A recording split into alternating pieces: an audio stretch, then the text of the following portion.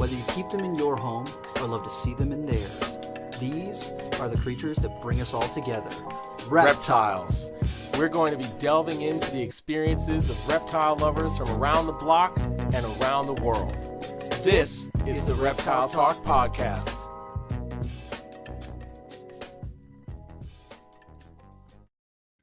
Boom! What's going on, everybody? This is Jeremy Turgeon from Brassman Reptiles. And I'm Robin. I'm keeping it real. And we're in person! In person! Woohoo! Again, because we hate each other. Yeah, we if you know, you know. But yes, super stoked. We haven't done 2 episodes in a week span in a while, so it's awesome that we're able to make all this happen. Super pumped for tonight's guest. Dude, I'm excited. Yeah, we were just talking about a few things that are interesting across the pond. That oh my Lanta. Yeah, I'm very interested to get more in depth onto that. How are you doing, Rob? You're here because you're going to a concert. I am. I'm heading to a Taking Back Sunday show, which is like a throwback emo kind of. But it's crazy because we're like, oh, they're kind of playing in this weird off third eye blind, and also tonight is Rob Zombie's playing in Charlotte, and then also we just found out that Alkaline Trio and Coheed and Cambria is also playing in a very close proximity to the show. So I'm like, man, I don't think a lot of people are going to be going to Taking Back Sunday. I think that everyone's going to go to the Alkaline Trio and Coheed and Cambria show, and then all the other people are going to go to the Rob Zombie show with Mudvayne. And I'm like, so if you're listening to this podcast in real time and you live in Charlotte, North Carolina, it's going to be fucking crazy. It's going to be crazy tonight. It's going to be wild. I don't know why they would schedule so many large acts for the same evening. Yeah, that's epic. Yeah. Okay, let's get this going. I'm super stoked. We're talking with Gavin from Balls2U in the UK. Hell yeah. I'm pumped, man. Man, what's up, dude? How's it going, guys? You okay? Yeah, man. How are you? Yeah, I'm good. I'm a little bit tired today, but I'm super excited to be on tonight's podcast with you guys. Absolutely awesome. Heck yeah. Thank you so much for doing it. And I'm glad we could make it work with the time difference. Yeah. For those who want some behind the scenes knowledge, I messaged Gavin about doing this. I was like, yeah, we recorded like 8 p.m. I don't know what that's like over in the UK. He's like, at fucking 1 a.m., you twat. Yeah, it was crazy. He was like, dude, that's like 2 a.m. in the morning. I can try and be awake, but whether it makes any sense is another thing, you know? Yeah, I'm glad we can make it happen, though. I'm glad we can make it happen. Hell yeah, absolutely. So really quick, because there's so many things that I want to talk to you about, and I'm sure we'll have to have you back another time. But for those who don't know you, I don't know how they couldn't know you, but for those who don't know you, can you just give a little bit of the backstory about you and where Balls2U started, all that stuff? Sure. I mean, hey, the year's 2002, and I was fixing my mate's car, and he didn't have any money, and he said, "Can I pay you in snakes?" And I went, "That's cool. I've had snakes when I was a kid, you know? Yeah, of course." So he gave me a ball python, and I was like, "Wow, this thing's cool." And then I started doing a bit of research, couldn't find much. And then I started coming across these American forums, Bush League Breeders Club, Ralph Davis. Yeah. And started coming across all that stuff. And I was like, holy shit, is this really happening? Is this real? About 2003, 2004, I saw a picture in a book of a bumblebee produced by Kevin McCurley, and I was like, "Holy shit! Is this one of these?" I was like, "Holy shit! Is this what it is?" And then I saw a VPI Exantic clown, and then that was it. I was hooked. I was researching. I remember watching a lot of the forums when people used to argue on the forums, like Ralph Davis and Corey Woods used to argue, you know, and I'd be sitting there eating popcorn, like waiting for it to all kick off, you know? And watching all the shit kick off, you know, Ozzy posting stuff and people lashing at Ozzy, you know, Ozzy getting a lot of shit for stuff. And then sort of like purely by accident, I had my first clutch of eggs in 2008. And that was it then. It was just like a complete, you know, it just opened up a whole nother world because I was a keeper of, you know, geckos and corn snakes and boas and now got these ball pythons. And I was just like, dude, I want to breed ball pythons. So then I got into it real much, quite a lot. And then it was like, I started reaching out to a few breeders, some of the bigger names out there, emails, chatting to them. One of the biggest surprises was that Ralph Davis come back to me and was emailing me back. And I was like, holy shit, this is the king. And then there was other people I was emailing and they just didn't have the time of day for me. So an English term was Balls2U. Balls2U, mate. I'll learn myself. And that's when the penny dropped. And I thought, you know what? That's a good term because I'm very much, I want to help people. I like to help people. Yeah. I don't want nothing in return. And I just thought, you know what, I'm gonna start helping people under the name of Balls2U. So it's very much it was tongue in cheek. The name kind of matched ball pythons, even though we call them royal pythons. Yeah. A lot of what I learned was from Americans and Canadians. So I work in Fahrenheit, all that sort of stuff. So that's me basically in a nutshell. And then I obviously started my YouTube journey. Because before 2006, 2007, YouTube never existed. So it was on the forums. So right, dude. The first time that I saw a bumblebee ball python, I was on the nerd forums and I lost it. I was like, "That is the coolest snake I think I've seen." I was just like, "It's got white on the sides. It's got these green eyes." And I think Kara was at Nerd at the time, and she took these like incredible pictures of these, and they were outside, and you could see them in the natural light. I just remember looking at it and being like, "These are absolutely insane! Like, how do these exist?" Dude, I couldn't believe, in my hand, I'd got this normal looking ball python, and the bumblebee for me was so far from what a normal looked like to what that was. It just blew my mind. Pattern, color, overload. It just blew my mind, and I was like, "Holy shit! Like, what?" And that was it. I was hooked. That is one of the few ball pythons that I have is a bumblebee, because I was just like, I just remember back then just being so, and the bumblebee I got was like $100 or something, but like I remember when they were $50,000, and I was just right. I still love them. They're still probably my favorite ball python morph, and then the Axanthic bumblebees too. So nice. And again, looking back and remembering stuff that was going on in the forums again. A lot of the times, there was just pictures posted, and the pictures that were posted weren't the best quality. And also, looking at the shows and hearing the stories, because obviously I never went to the shows because all the shows that I thought existed were in the US. So obviously I'd never went to none of the shows, but hearing people come back after the show and go on the forums and start writing about stuff they saw at the show. Oh, we saw this really unique ball python. It was this and that. And I was like, well, what was it? We've had the bumblebee. What's next?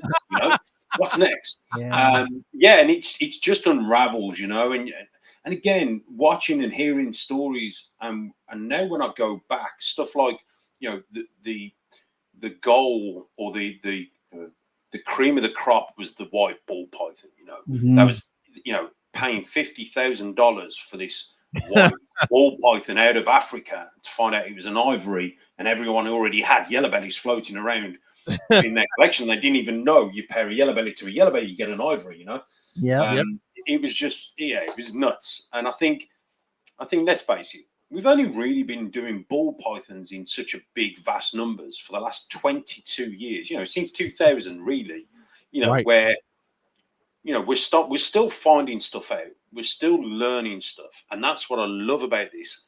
Whether you're into boas, berms, ball pythons, crested geckos, whatever, monitors, whatever, there's still so much we don't know about the cold-blooded reptiles that you'd be stupid to think you know it all.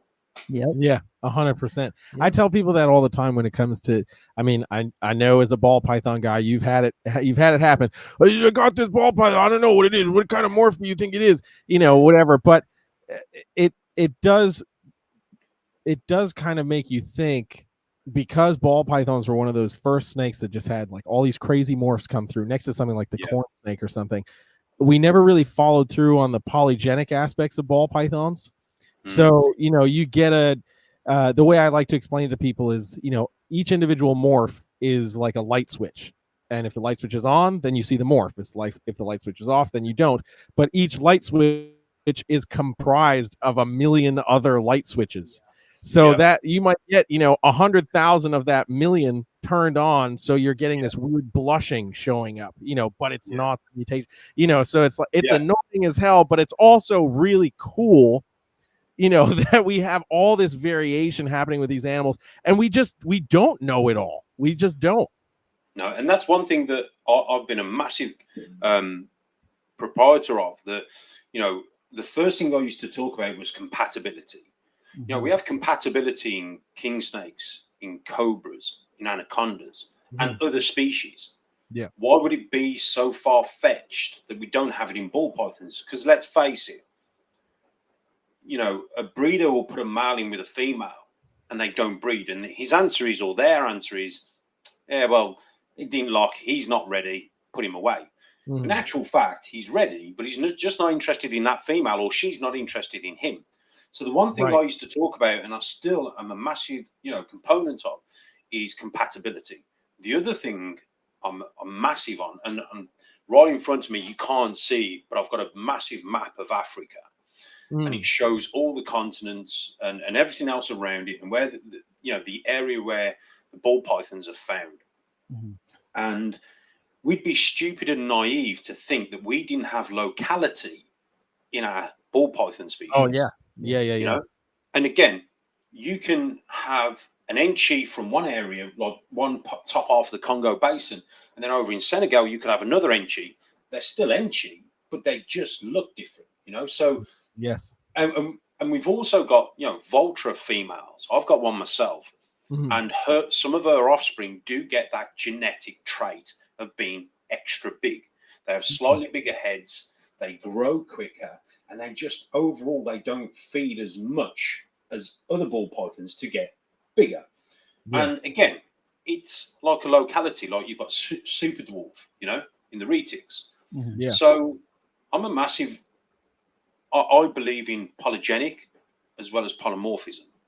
And you'd be stupid to think that, and again, probably because we've got all these morphs, that we don't look at the polygenic traits because we're too busy looking for the morph, you know? Yeah,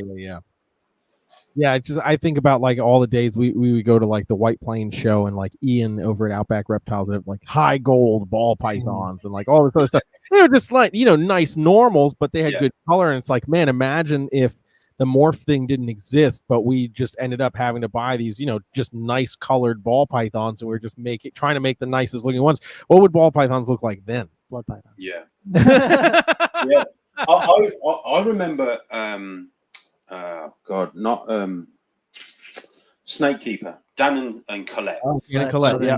So Colette used to pride herself on making quality looking normal ball pythons that she used to sort of line breed, if you like, and she used to get like not thousands of dollars, but in well, I suppose if we were in comparison to most people selling just normals, in the bigger picture, it would be like thousands of dollars for these normal but fantastic looking line bred animals, you know, and she'd get the money for them. I remember seeing stuff and I was like, wow, that's amazing, like quality, you know? Yeah. I think one of the few people that still do anything like that these days would be like Albie over Albie's Too Cool Reptiles. Like I've seen some like just like pastel ODYB stuff on his table that like blow the what you think the combo should look like out of the water, because he spent so much time being so meticulous with what he's brought in to pair. And it's just like, holy crap, man. Like that's really impressive. Yeah. And one of the things, like, and it's kind of controversial, and you guys, I know I don't mean to bring up nerd and stuff, because you guys are your own breeders in your own rights, but the one thing I love and I'm interested in is hybrids. Oh yeah. And Rob's going to talk hybrids all day. It's always the ball people do. I know. I actually I actually phoned up Nerd. I phoned up a couple of times because I've sent a few emails and stuff. And the one day I thought, do you know what? Sorry, I'm just going to phone him. I phoned him. He come through. I said, can I speak to Kevin, please? And they went, sorry, where are you from? I was like, hello, I am from the UK. I would like to talk to Kevin. Just real slow down my words, you know. and Kevin come on the one day, and I was talking to Kevin, and then we were chatting about, the microscale, and then we had a good chat. Anyway, long and short of it, we spoke a few times. I also spoke to him about the ball gene because I got the ball gene in my collection. And when we traced it back, so I phoned Kevin to speak to him about that. And when we traced it back, it came from Crystal Palace Reptiles, which at the time was importing a lot of stuff from Nerd. Yes. Mhm. Yep. So it came through on the back of a spider. Actually, I was producing bumblebees with the ball gene. Yeah. And so I phoned Kevin, spoke to that, and I phoned him a second time, and we spoke about the microscale. And then I think I wanted to speak about. I wanted to know a bit more because I got offered an odium combo, and the one thing that I noticed with odium, and again, not knocking anyone, but it's not very easy to see. And a lot of the times when Kevin, bless him, went to go, let's do a video on odium, it'll be like a 7-gene animal, and you'd be like, look, this has got odium, but let's get rid of this. This is this, but with malum and odium, and you'd be like, Kev, just show me a normal odium. Anyway, or even a I'll get round to it. So the one day I phoned up, and Rob came on the phone. Yep. And I could just, and Rob was like, hey, how you doing? And I was probably talking a load of nonsense. And I was like, hi, Rob. You don't know me. I kind of fanboyed a little bit. I went, hi, Rob, you don't know me. I said, but yeah, can you tell me a bit more about the odium? And I think we had a bit of a chat and stuff. Yeah. And I said, oh, by the way, please get Kevin just to get one odium on its own. Just show us the characteristics, because I'm a massive believer in when we're working with them genes, I like to re-engineer something. So I brought a pied combo from Justin, which had gene X. Mm-hmm. So I wanted to re-engineer that and physically see gene X. Yeah. Mm-hmm. So I bred it and made some double hets and re-engineered it. Anyway, so now when I'm hatching stuff in the gene X project, I can see it, you know? Yeah. I can see the characteristics. I can see that sort of thing. So just crazy stories. And again, like I don't hate on many people, but the one thing that frustrates me is when I want to learn and I just can't get my hands on. So I said to myself, you know what, I'm going to go to Nerd. I'm going to hold Rob down, and Jeremy would have been there at the time. I'm going to get these guys, and I'm going to get them to go through all the ball pythons and get me a goddamn odium. Show me, you know. So you want to know what's funny about this is, so one of the last trips up there that I took, I did of them on odium and explaining odium in a more simplistic way, but I was pissed because I just couldn't fucking find it because they moved it, because there's a single gene male odium. Yeah, I remember, because listen to this. I remember that snake. It was in room 7. All the way on the top right of the last bus tray rack down by the sink. I remember where that fucking snake was. When I go to pull snakes, for the video. I can't fucking find it. And I start asking her, where's a single gene odium? Where the fuck is this snake? I need this snake. And they're like, oh, it got moved. And I'm like, okay. To where? And they're like, I don't know. And I'm like, well, I know for a fact Kevin doesn't care about that snake because it doesn't look like anything, because it's a single gene animal. So where the hell did it go?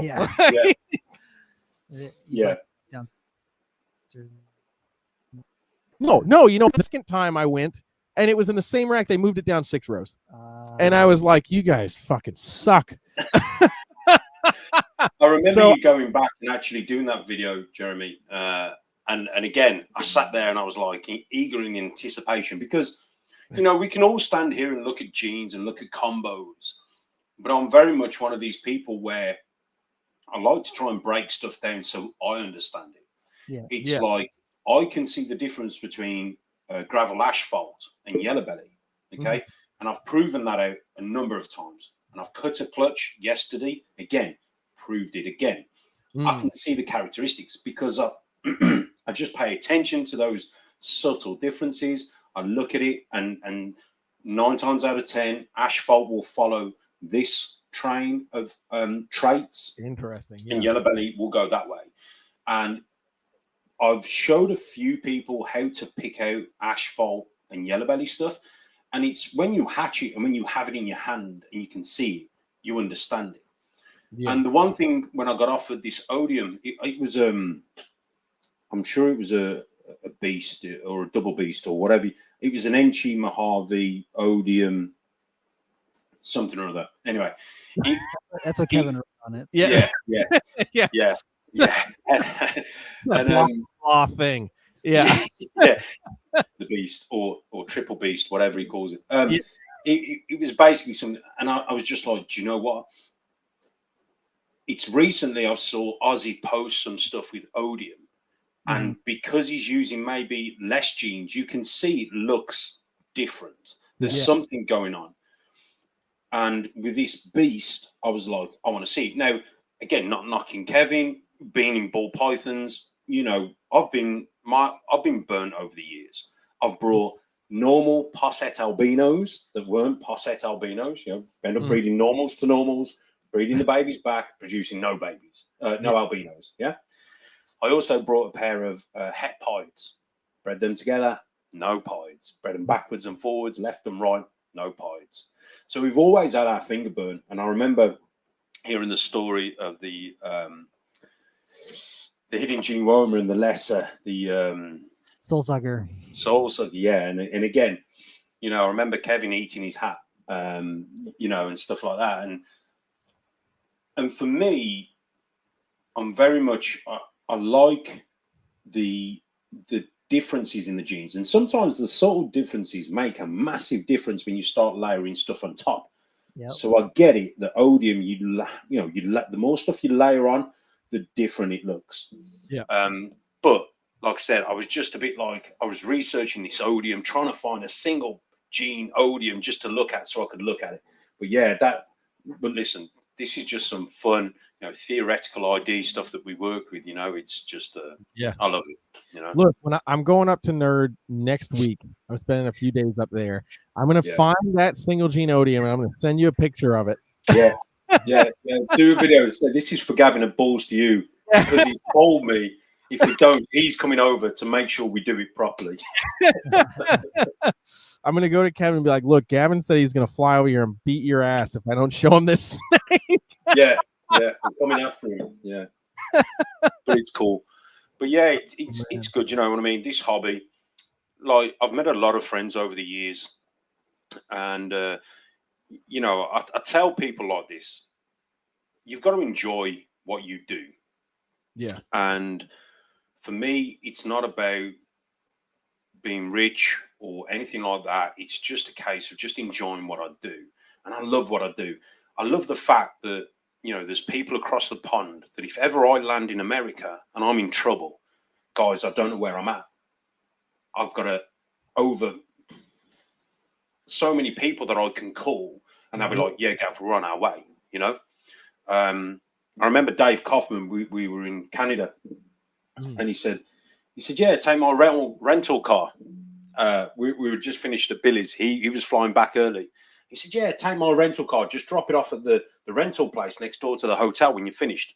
I was like, hell yeah, I'm off.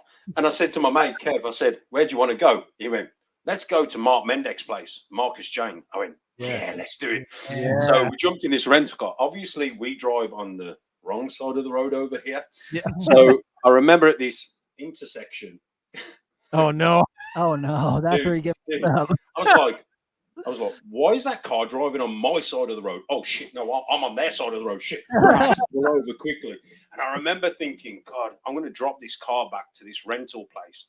And they're just going to have tons of mileage on there, you know? and I just dropped off the keys. I didn't say anything to them because I thought if I sound European or UK, they're going to start checking the car. And I didn't want them to check the car over.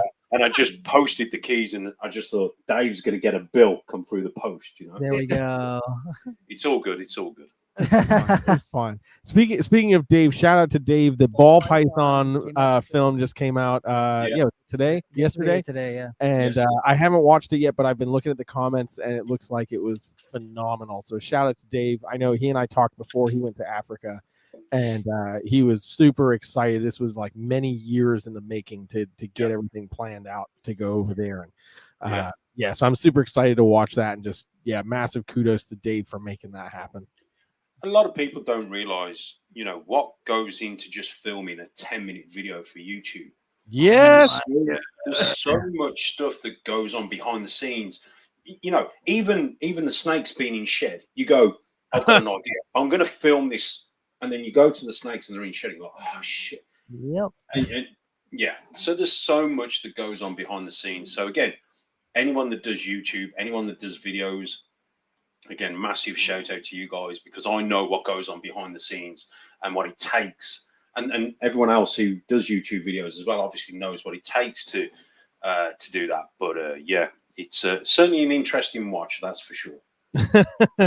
Absolutely. I cannot tell you how many times I've we were at Nerd referenced Brian Barczyk when it comes to like preparation and planning for filming, because I mean that man is on another level, and watching Brian film podcasts at the Reptarium and everything, and then coming back to Nerd to film at Nerd when Kevin's just like, I don't know, grab some fucking things, we'll put it on camera and we'll fucking talk about it. And then poor Donnie's like, I got 90 minutes of gibberish to work through. Figure out this video. Yeah, I can imagine. It's good times. Good times. Yeah, definitely. But yeah, it's all good fun, It's like I know Rob's into his hybrids and stuff. So what's your favorite hybrid, bro? There's only one hybrid that I'm cool with. There's only one, and I think Warm Booth has some. And was it Dayton? Is Dayton hat? Dayton's got one too. The Emerald Tree Boa hybrid, because it's naturally occurring. Naturally occurs, yeah. But there's a big caveat in that, because I've talked to a bunch of people who have produced them in captivity, and there's a guy in New Jersey, I think his name's John, and he's produced them 2 times, and I've talked to him about it extensively, because I was like, okay, if this is the one hybrid that I can be okay with, then I want to know a little bit more information. And he's like, they're horrible. They don't grow. They don't shed. They don't eat. They all get to adult size and then they die. And I'm like, well, that tracks, because because a lot of people are like, oh, there's nothing wrong with hybrids, hybrid vigor. And then if you actually have talked to people who breed hybrids, and not like, oh, I bred this king snake to this king snake that are 100 miles apart, like actual hybrids. Yeah. 90% of them are not reproductive. They don't survive well. They've got all sorts of genetic issues. Most of them 100%. And I know I'm being a little bit sarcastic, so excuse my sarcasm, but you see, what interests me about the hybrid stuff is, like, let's say I breed a ball python to a berm, okay? I want to know, again, curiosity for me, data, not for, wow, look at this, look how cool it is, just for pure research, because that's how my mind works, is if 50% of the babies going to come out like ball pythons, as in how they act, how they thrive, or how they do, and then is the other 50% going to come out looking or acting more Burmese? So I always wanted to do the berm ball. I did see one and I thought, wow, that looks amazing. But what gets me is curiosity. And the more people you speak to, like you said, you get kind of mixed reviews. Bob Clark swears they do really well. There's a few breeders in the States who I speak to who say, their hybrid stuff does really, really well. But then you've got the other side where, like you said, Rob, that some of them actually don't do well. And you have massive don't do well. And here's the deal. The people who say, oh, no, they do great, they have a huge monetary incentive to tell you that, yeah, no, they do great. It's never the people who don't have them, or the people who are not about to sell you a $1,500 snake. It's always the people who are selling you a $1,500 snake that's like, no, they're great, they're awesome, they're incredible. Yeah, sure, okay. Yeah. And that's what I mean. So I wanted to do it as a bit of a, and it sounds horrible, as an experiment, but not experimenting on the animals per se. I wanted to produce some and just give them to some of my Patreon members and go, right, what I want you guys to do is keep this, record its feeding, its shedding, its pooing, tell me how it acts, give me the data. Yeah, because I'm one of these people where I won't bullshit you. I'll tell you the truth. Yeah.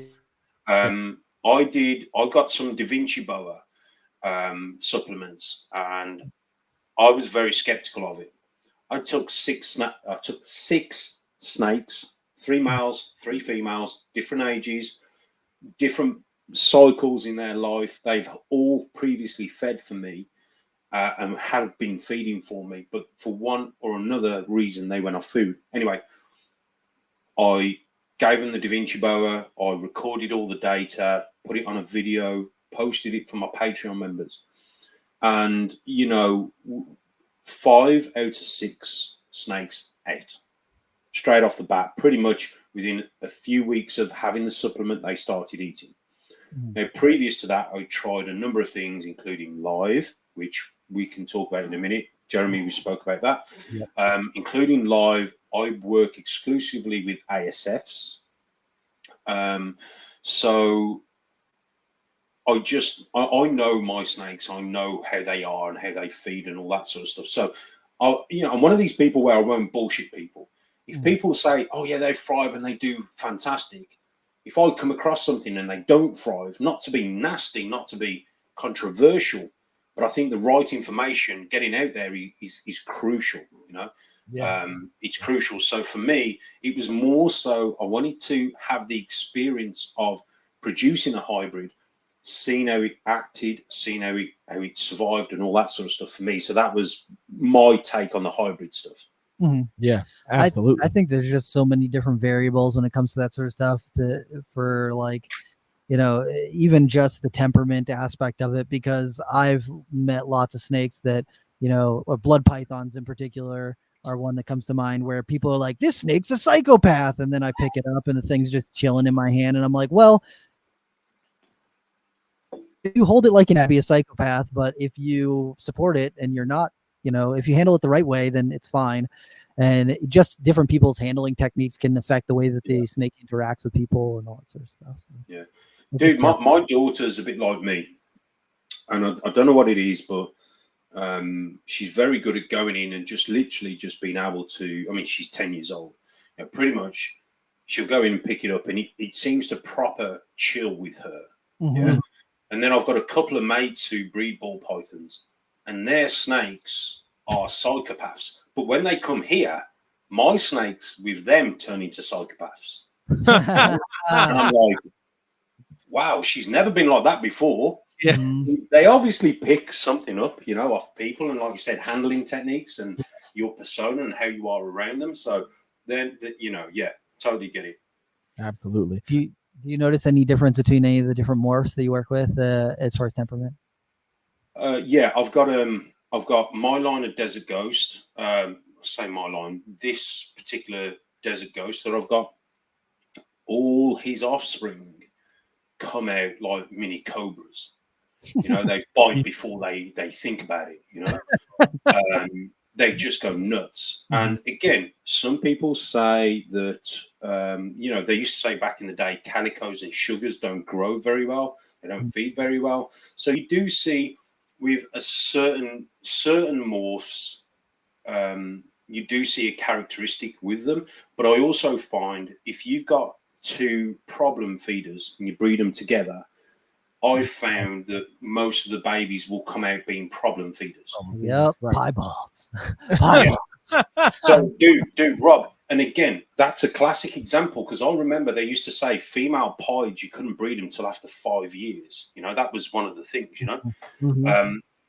Some of everything that I've got at the minute seems to be okay, but I have seen if you breed a very snappy, quick to feed snake with another snappy, quick to feeding response style snake, the babies just come out like psychos. Yep. So I believe, again, polygenic traits are also followed through with that. So if I've got slow feeders, what I try to do is not breed them together. I try to avoid, I try to give, the other end of the plane where I've got an aggressive feeder feeding to like a slow feeder animal. So it gives them that genetic trait because I see it, Yep. Yeah, absolutely. I want to give a quick shout out to Bionic Benny for the super chat, just because I'm barely making this live, going to have to rewatch. Hope everything is good with the best duo in the reptile industry. We're great. We still hate each other.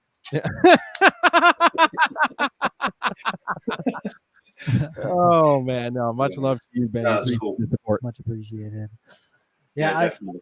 With the same thing when it comes to temperament as well. I've got a het T-negative albino blood python, and she is a firecracker. She takes the opportunities to bite, and she's always been like that since she was little. I've had her now for 4 years, and I just bred her to a male that I hatched out that is super chill. He does not care at all. Like you can just like pick him up and do whatever. And the babies, I've got like 3 babies that are absolute nutcases, and then 2 babies that are awesome. Like you cannot, cool. And all the rest of them are like kind of somewhere in between. The middle. So it's just, you get this like nice little spread, because I got 2 that I open up the drawer and they flatten themselves out and they look at me and they got the tongue sticking out just a little bit. I'm like, well, I'm about to get bit. And then I got the other ones where they'll literally just climb right out into my hand. And the temperament and that sort of stuff definitely is an inheritable, aspect of these animals that we work with. And a lot of people don't take that into consideration, especially when it comes to the morph stuff.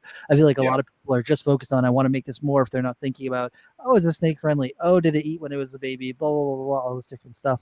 But I feel like at least with a lot of the blood people I know, they do, even if they've got a male that might be nicer, if they've got a female it's a psycho and the really nice male's a crazy one too, they're like, I'm gonna breed her to a little bit of a friendlier one, so some of these babies don't come out losing their minds. Yeah, and that's one thing I love. Like, I love speaking to other people who are into other species. I was watching Jeremy Stone. Yeah, the boa guy, Jeremy Stone. And obviously he's done a few books and DVDs and stuff. And I was watching an interview with him once, and he was talking about boas. And what was interesting was some of the things that he does with his boas is something that I've learned to do with my ball pythons, with certain things regarding breeding, how to keep them, stuff like he's not in a rush to clean them out when he's feeding them or when he's breeding them. And again, it goes back to the old saying, old school saying, so old school warning coming up, breed them dirty, feed them dirty. And people think that you're going to feed them and breed them in their own feces. But what they don't understand is that snake poo, their urates, their shed, makes, again, ball pythons, especially because they're so timid and shy and nervous, it gives them a sense of, I'm okay, I'm home. I did an experiment. I had 100 baby ball pythons, and I cleaned 50 tubs, and I was feeding the hatchlings. And what I did was I changed 50 out. So as I fed them, frozen thawed, and they struck and constricted it, I put them in a new tub, put them back in the same place in the rack, where they were. Most of those that I'd swapped out didn't finish the food, so they didn't feel safe or safe enough to basically continue to eat, because we know they're at the most vulnerablest when they're eating. So that just proved to me that if I'm going to spot clean, I'm going to spot clean that day and feed a different day, or feed before I spot clean. And that's proven to be, for me, it's proven to work over the years, and that's why I've had great success rate with feeding, because again, just making sure they stay secure and they feel secure, for me has worked amazing. Yeah, absolutely. I think one of the things that we take for granted in everything that we do with these reptiles, especially snakes and I'd say even monitor lizards too, how much smell plays a role in their lives. Yeah. You know, I think we really take advantage of that. We're just like, oh, we got to clean the cage, it's dirty. But you know, you watch, even if you're keeping snakes in racks, you know, if you go and you clean out a drawer and you put new paper down or whatever, even if you're just using straight paper and a water bowl, the most basic setup ever, that snake is going to go around and around and around that enclosure because now everything's new.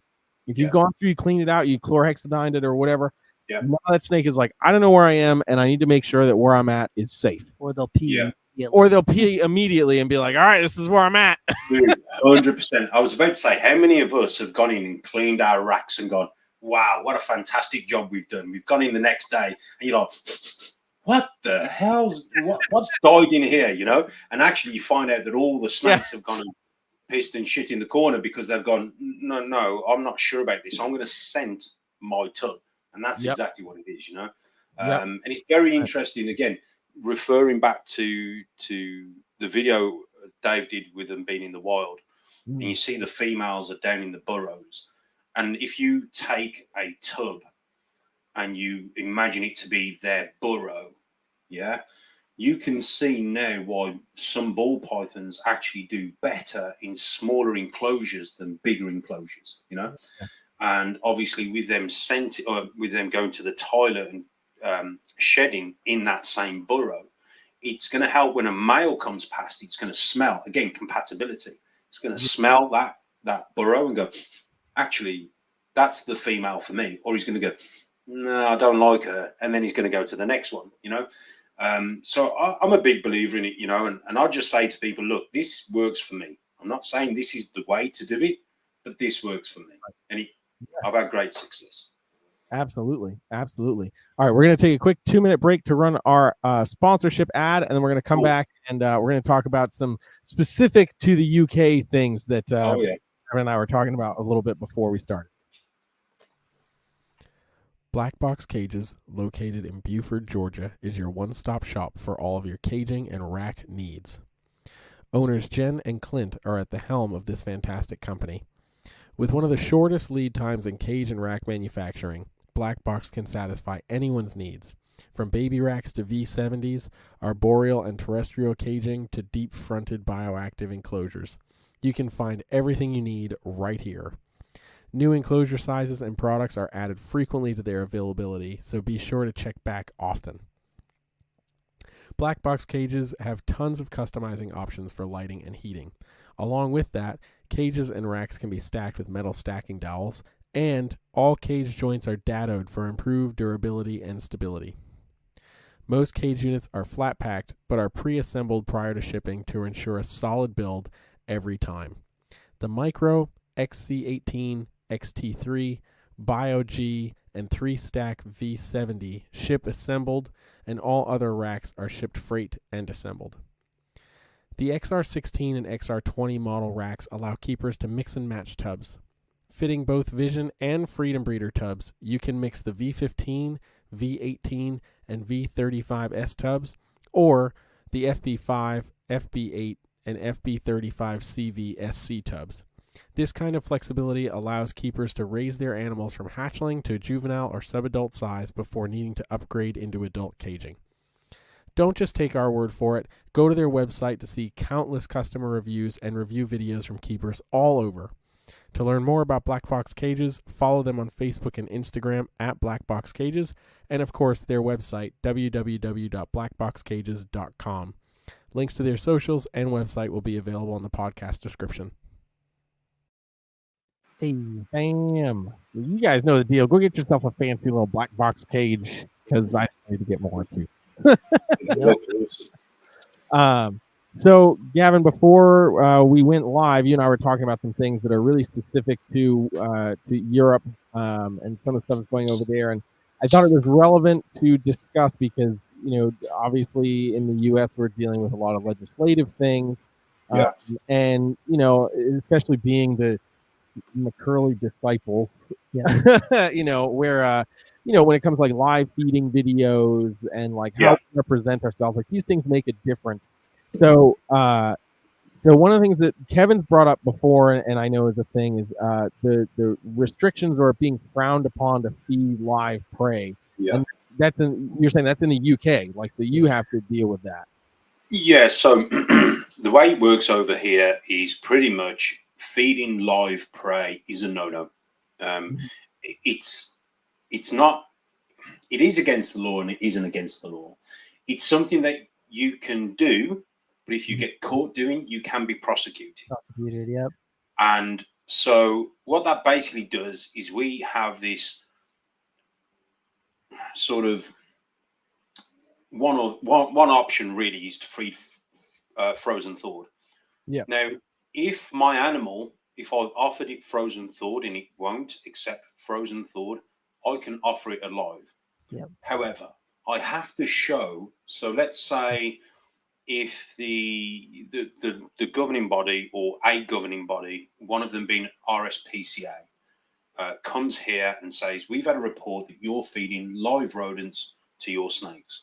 I've got what's called little track tags, courtesy of track tags. Give a shout out to track tags. We've got a red rat on them, and I clip it on the front. Now, what I do, if a snake has refused a frozen thawed, I will put a red tag on it to say try live. Okay. So if anyone was to come here and they go, oh, we've heard you feed live predominantly, and these snakes can and will take frozen thawed.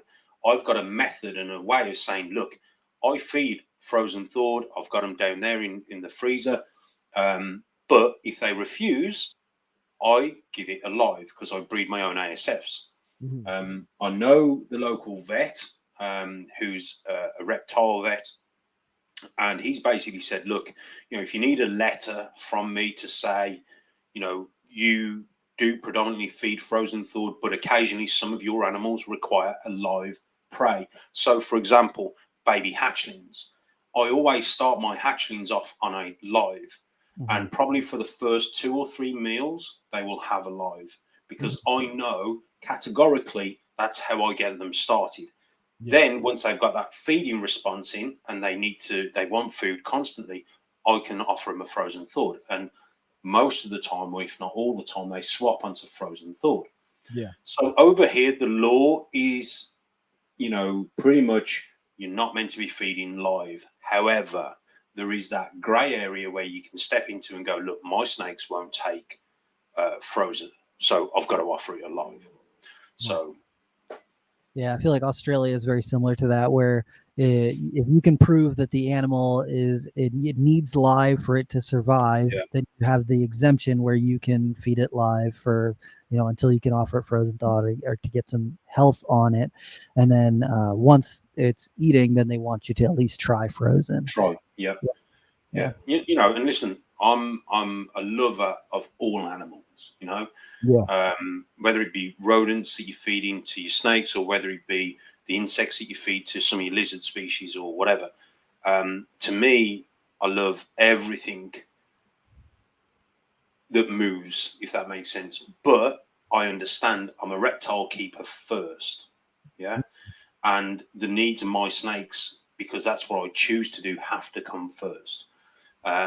So if they need to take a live, I've got to put my big boy pants on. And I know a lot of you guys over there will probably be laughing at me, but let's face it, it's not nice when you hear a rodent squeal. But fortunately, ASFs very rarely squeal. You just hear a thud and the job's done. But again, it's something that has to be done, that that they come first in my eyes. Yeah, exactly. Yeah, 100%. Just want to give another shout out to Benny for the super chat. A female ball python breeding cycle is probably the video I rewatch the most on YouTube by Balls2U. Best video out there, like it hands down. Thanks for that, Benny. Thank you. And listen, thanks to all your audience, for those people I've just been reading some of the comments. Thanks for everyone for tuning in tonight. I really do appreciate the support, and you guys are having me on as well. It's awesome. Love it. Yeah, absolutely, man. We're so happy you could join us. So the other thing that we were talking about too was like you said, it was Germany has enclosure requirements on stuff, so you can't use racks. Yeah, so in Germany, they're not meant to be keeping ball pythons in rack systems or any species. I've got a few friends over there, And that's why, you know, if they post a snake, they'll just post a snake. They won't show it in front of a rack system, or, you know, they won't take a picture of a snake on eggs in a tub, because they're not meant to be keeping it in rack systems over there. They are on about over here. We've got a federation called the FBH, which have come up with an enclosure recommendation size. And again, it's just a recommendation. So the animal welfare officers have something to go off. However, I've a little bit of background about me, not only a master technician by trade working on vehicles, but also I was a doorman for a number of years. And when you sort of have kids, you come away from that sort of scene. And so I went into enforcement. And we worked with criminal enforcement, and part of that was working for the local councils over here, which would be, I presume, your is it, who do you have that run your area? What do you call it? Court system or your local police department? No. Your area, not the Senate, the Congress. We call them councils over here. The council. Oh, like a city council kind of deal. Yeah, sort of a thing. Yeah. So I do enforcement for them, and part of that, you know, we have animal welfare officers. So if you, for me, some of the animal welfare officers used to come to me and say, "Hey, Gav," because they knew what I did. You know, we've got to go to this establishment. They've got these snakes. So we used to help at my local animal welfare officers sort of educate them. And nowadays, when we have recommendations, for me, it's what it is. Some people take it to the extreme. They go, "Oh, no, they're saying this is how we've got to keep animals. We've got to keep them in these 4-foot vivariums by 4 foot." You know, you're like, "Oh, no. These are recommendations. Yeah, they're not something we have to do." Right. If the animal welfare officer comes here and they inspect, which they're always welcome, they come here and check. If they feel that the animal is, you know, not happy or has got some sort of stress levels due to its enclosure size, then there's a recommendation for that species. Yeah. So a lot of it is how it's worded. But again, we're not facing stuff like you guys are facing. So I support the USR. You know, when I'm over in the local shows, I was over at Arlington, donated some money at the raffle, at the auction. The auction, yeah, raffle auction, yeah. You know, and again, I'm a massive supporter of anyone over over the pond. I always try and send a bit of PayPal money over, not much, but I always try and donate, because I think if we can help you guys fight the law over there, you know, and this is what I say to people: if a law gets passed in America, the land of the free, yeah. How do you think it's going to translate over here? Where we get told what to do. Right. What's going to happen? It's bad for us. So if we can all get behind USARC and support, you know, we don't know the full facts over here, and we go off what you guys put out there, and you know, and what I've seen in person. But if we can support you guys, hopefully, and stop it in its tracks, pretty much it's not going to happen over here. Now, I'm not saying it won't, but at least then, if we're in trouble, we can phone up you guys and go, "Hey, do you remember when we helped you on USARC? Yeah. We're in the shit. Come and help us." You know what I mean? And there's more of you than there is of us. So that's the way my mind works, you know. So no, and that's absolutely it, man. I mean, you know, we often talk about, you know, the reptile industry here in the US, because so many things are happening here in the US, but the reptile industry is a global industry. You know, I mean, obviously there are some countries that are quote unquote further along with some projects than others, and some species than others. But at the end of the day, we're all reptile keepers. You know, and anything that puts more restriction on us, especially when it's unnecessary and downright unjust, because it's being handed down by the wrong people. We need to be there. Yeah, exactly.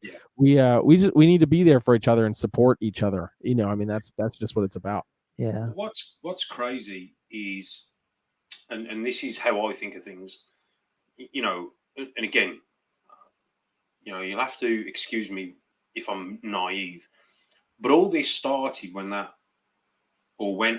hurricane or a tornado or a storm ripped through a facility that was breeding Burmese pythons, and they got all released in the Everglades.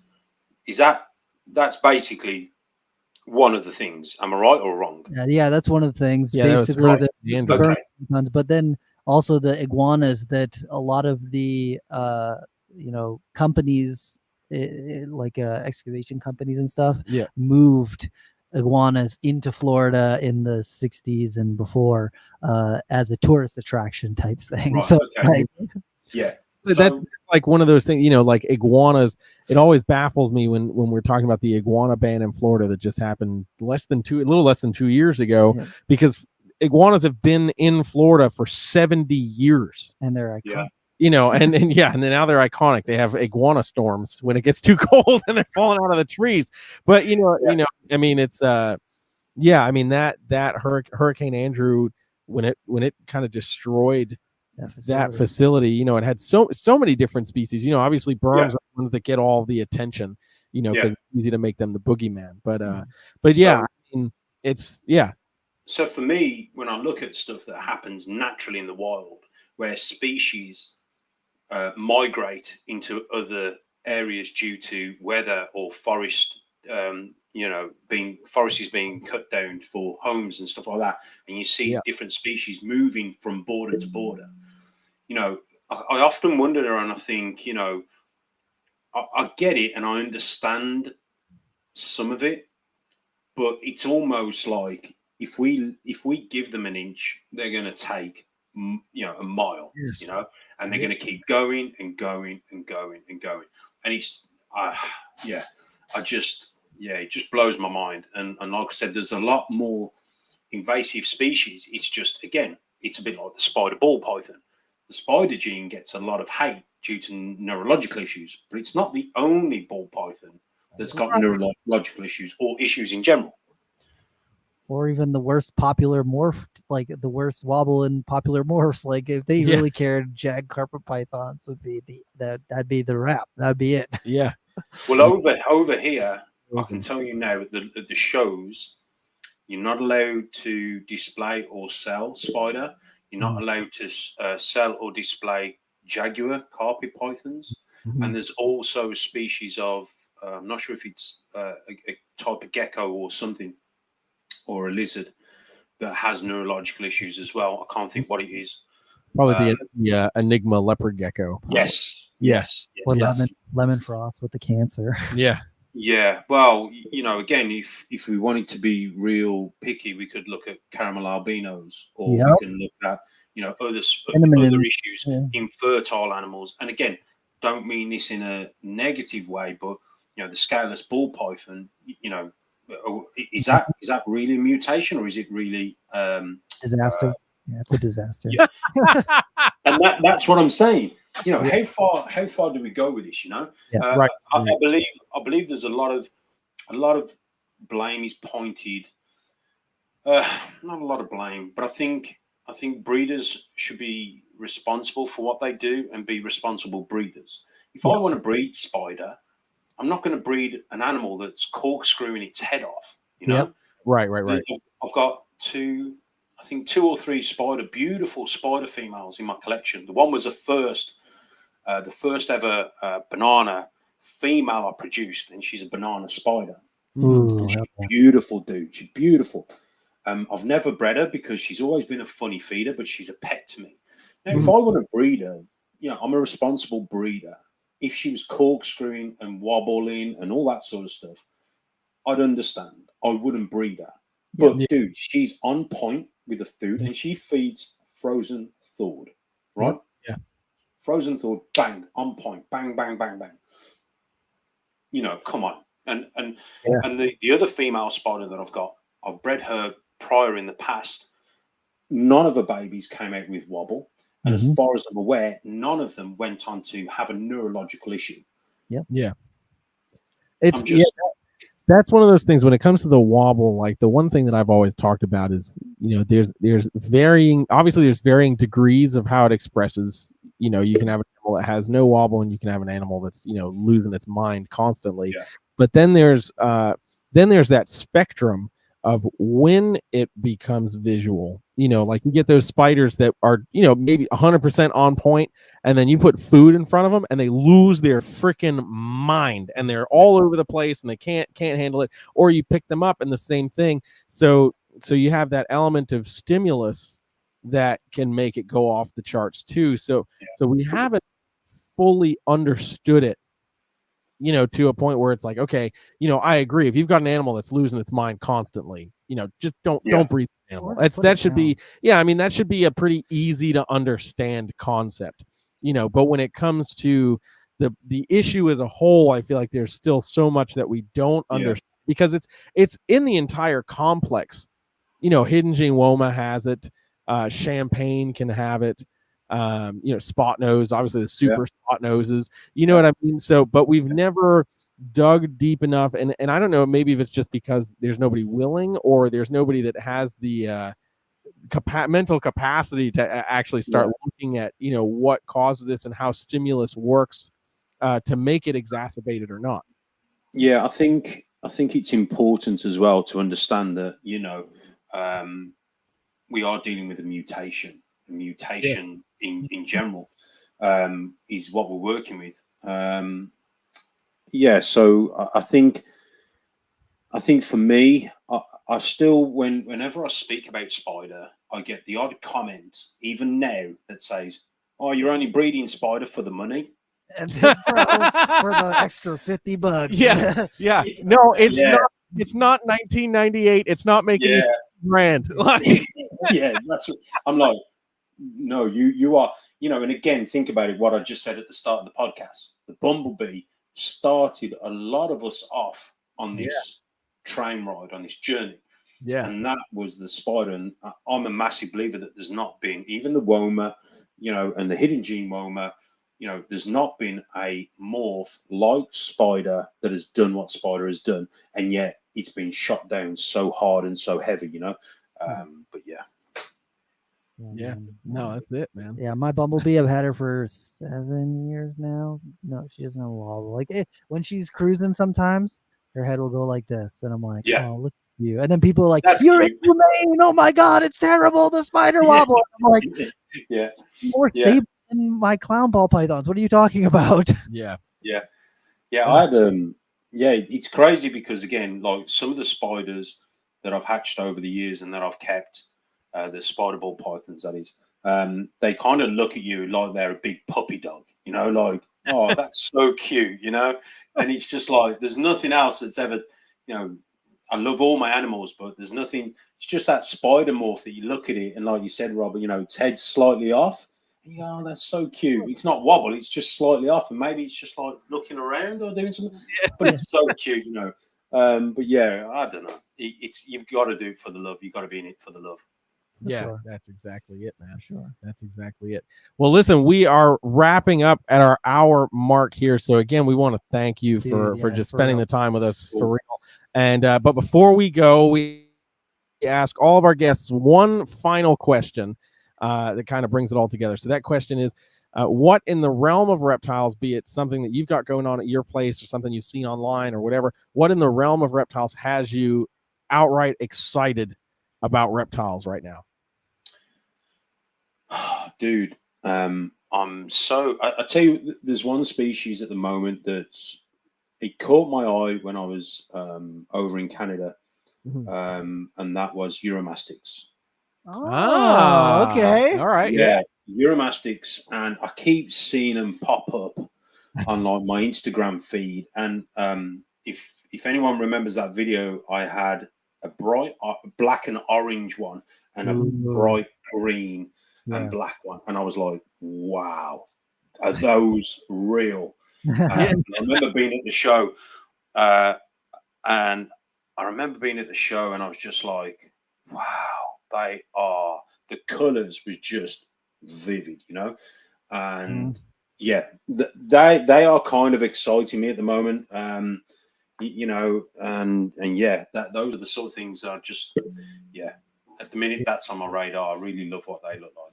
Yeah, the red Heck yeah. Saharans, the yellow Saharans, and Yeah. then the ornates. The ornates really just Yep. Yeah. Special. Yeah. I've been seeing clips come up from that account, Arids Only. They like just do the Euromastic stuff, and like every time I'm like, God, Wow, that's such a that. cool animal, man. Dude, and just seeing them, you know, how they chill and how they are, how docile they are, you know, just they're like a bearded dragon, but with color, you know, like vivid color, you know, they just chill proper. Yeah. So for me, Euromastics is one of those things I think are pretty cool. Hell yeah, man. All right, man. So if people want to find out more about you and the things that you're doing and what you're working with, where should they follow you? Yeah, obviously I'm on the best platform ever, which is YouTube. I've never been on Facebook, so don't follow me on Facebook. And also Instagram. Obviously, Instagram's the way forward for me. So yeah, they can find me there. Dude, sweet. Well, thank you very much for coming on the show. We appreciate it, man. Thanks a lot, guys. Thanks for having me. Yeah, we'll have to do a part 2. Yeah, absolutely. Yeah, and you know, thanks for everyone as well for in the comments. I recognise quite a few of you guys, so much love to everyone over there. All my supporters in the States and in the UK as well. So thanks for all your support, guys. Thank you. Heck yeah. Take care, man. Have a good night. Take it easy, bro.